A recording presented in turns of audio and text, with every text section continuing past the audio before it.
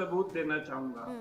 आपने कहा करवा कौन रहा है, सीसीटीवी कैमरा नहीं है, तो इस पे शेर अर्ज है कि ना समझ लोग भी बड़े सयाने हैं। अर्ज किया है ना समझ लोग भी बड़े सयाने हैं, सिर्फ अपने मतलब की बात माने हैं। तो ये करवाती हैं, ये वहां की ताकतें, डीप स्टेट, इनके पास एक फ्री स्पीच की दो धारी तलवार है। तो जब इन्हें रोकना होता है, मतलब डोनाल्ड ट्रंप साहब के सामने अगर किसी ने पीछे भी उनके बयान दिया तो उन्होंने उसको अगली कैबिनेट में नहीं लिया, पर इलॉन मस्क बच्चा कंधे पे बिठा के 50 मिनट बोलता है और दुनिया का सबसे पावरफुल आदमी सुनता है, क्योंकि उसने $250 मिलियन दिए हैं। बाकी आपको कपूर साहब ज्यादा बताएंगे कि वहां पैसे की कितनी ताकत है। दूसरा मेरा सुझाव इन भटके हुए लोगों से कि अगर इतना ही इनको सिख कौम से लगाव है, तो जिस बेकदरी से, जिस दरिद्रता से इनको जानवरों से भी बदतर हवाई जहाज में डाल के हिंदुस्तान बेचा गया, भेजा गया, 40 घंटे हाथ पैर बांधते एक बिस्किट का पैकेट दिया और उस पगड़ी की बेअदबी दी, तो अगर इन्हें ये सब करना है तो मंदिर नहीं, अमेरिका की ह्यूमन राइट्स की जो एजेंसीज है वहां जाके बताएं। इसका मतलब इनका कौम से कोई इत्तेफाक नहीं। और तीसरी बात है कि पाकिस्तान क्यों मुलव्विस है इसमें, क्योंकि जितनी भी ये के एलिमेंट है, ये जो रेफरेंडम कराते हैं, जो नक्शा लाते हैं, उसमें पाकिस्तान का पंजाब है ही नहीं। रचना जी, जब हिंदुस्तान तकसीम हुआ था तो पाकिस्तान, तो 65% पंजाब उनके पास गया था, 35% हमारे पास आया था। तो अभी भी ननकाना साहब, पंजा साहब, करतारपुर साहब है जो वहां है। लेकिन कमाल की बात है, क्योंकि आईएसआई की फंडिंग है, उनके ये पाले हुए लोग हैं, तो ये जो नक्शा भी लाते हैं उसमें वो पंजाब का हिस्सा नहीं लाते। तो ये सारा खेल डीप स्टेट पाकिस्तान मिल के करता है, क्योंकि वो पहले हमसे नाराज थे कि हमने रूस से गैस क्यों ले ली, और वही डोनाल्ड ट्रंप साहब ने उसको रिवॉल्विंग डोर बना के वो रूस के साथ दोस्ती कर रहे हैं। तो ये वेस्ट जो है, यहाँ हर चीज पैसे से चलती है, और हमारी लॉबी बहुत स्ट्रांग है, और हमारी लॉबीज को अब इन्फ्लुएंस करना पड़ेगा इनके कांग्रेसमैन को, क्योंकि अमेरिका में वो कहते हैं कि सारा खेल ही पैसे का रहता है, और पैसा जो बोलता है। अगर यहूदी लॉबी भी आप देखें कि किस तरह यहूदियों का इतना इन्फ्लुएंस है कि इजराइल को मिडल ईस्ट में अगर जूइश लॉबी ना हो तो वो चल नहीं सकता। तो ये हमारी, आई एम श्योर हमारे जो फॉरेन मिनिस्ट्री है वो कर रही है, पर और करने की भी जरूरत है। अच्छा, आपने जिस तरीके से कहा कि पाकिस्तान का भी इन शक्तियों के पीछे हाथ हो सकता है, प्रोफेसर मनोज, यहाँ हम जिस चश्मे से देखते हैं वहां से तो ये नजर आता है कि अमेरिका पाकिस्तान को लेकर सख्त है, आर्थिक मदद जो है वो रोक दी गई है, टेररिज्म को लेकर अलग अलग तरीके से शिकंजा कसने की तैयारी है, और पाकिस्तान अलग थलग सा है अमेरिका में जब से डोनाल्ड ट्रंप ने जिम्मेदारी संभाली है, खासतौर से तब से। लेकिन यहाँ फिर दूसरा पहलू भी नजर आ रहा है, अमेरिका जैसे शक्तिशाली देश में अगर बाहरी ताकतों का जोर है और फिर वो इस तरह की घटनाओं में तब्दील हो रहा है, तो ये बड़ी सोचने वाली बात है। देखिए रचना जी, अभी प्रदीप जी ने बड़ा अच्छा प्राइमरी सोर्स अमेरिका का बताया हम लोगों के सामने, क्योंकि हम लोग सब सेकेंडरी बेस्ड इंफॉर्मेशन पे बात कर रहे थे, लेकिन जिस प्रकार से उन्होंने विषय रखी, मुझे लगता है कि सारी चीजें क्रिस्टल क्लियर है। अब रही बात अमेरिका की, तो आप देखिए, अभी इसके पहले हमारे स्वामी जी बता रहे थे कि हम 5वीं से 30वीं अर्थव्यवस्था बनने जा रहा है, और ट्रंप के आने के बाद से अगर आप पिछले साल का बाइडेन सरकार में देखिए, लगभग $120 बिलियन का ट्रेड भारत और अमेरिका के बीच में हुआ है, और अभी मोदी सरकार और ट्रंप सरकार ने लगभग 2030 तक इसको $500 बिलियन बनाने की बात कर रहे हैं, और उस पर काम भी कर रहे हैं। और जिस प्रकार से अभी ट्रंप पिछले 1 महीने से जो डिसीजन ले रहे हैं, और एक तरीके से जो ट्रेड वार शुरू हुआ है, तो आप देख सकते हैं कि पूरे विश्व की अर्थव्यवस्था एक तरीके से हिल रही है। तो आज अमेरिका को कोई भी देश चाहे कि इग्नोर कर ले, वो संभव नहीं है, क्योंकि आप खुद समझिए कि अमेरिका का लगभग 31 ट्रिलियन की इकोनॉमी है पूरे विश्व में, और भारत का लगभग हम 3.8 ट्रिलियन इकोनॉमी है। तो अगर किसी भी देश को विकसित बनना है तो उसको अमेरिका के साथ अपने रिलेशंस अच्छे रखने पड़ेंगे, उसको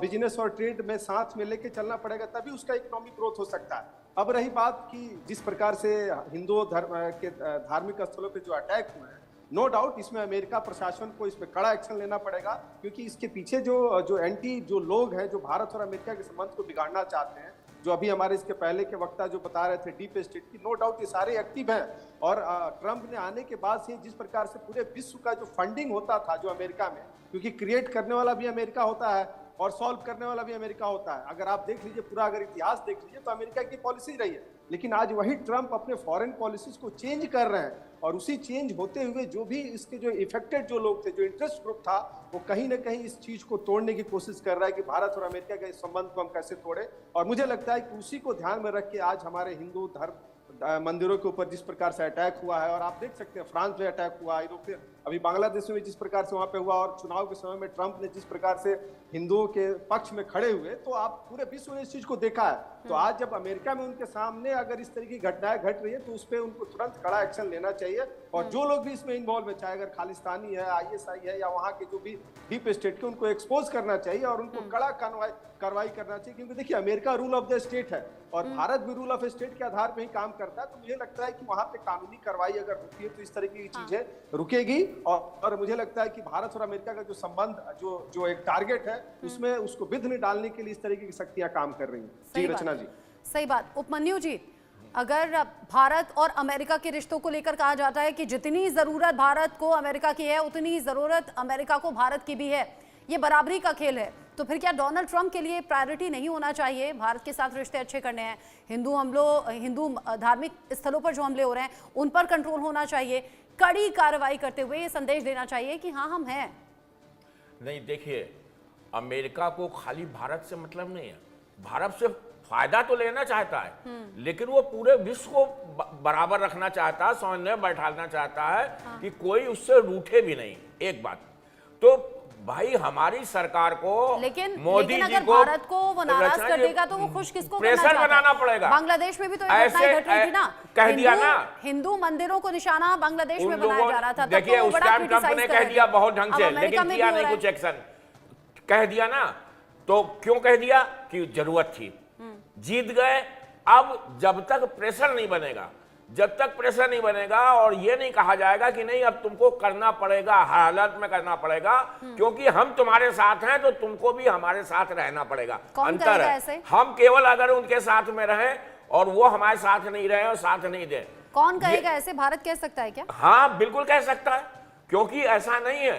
इकोनॉमिक ढंग से, आर्थिक व्यवस्था के हिसाब से भी ट्रंप भी जानते हैं, USA पूरा जानता है कि भारत की जरूरत उनको है।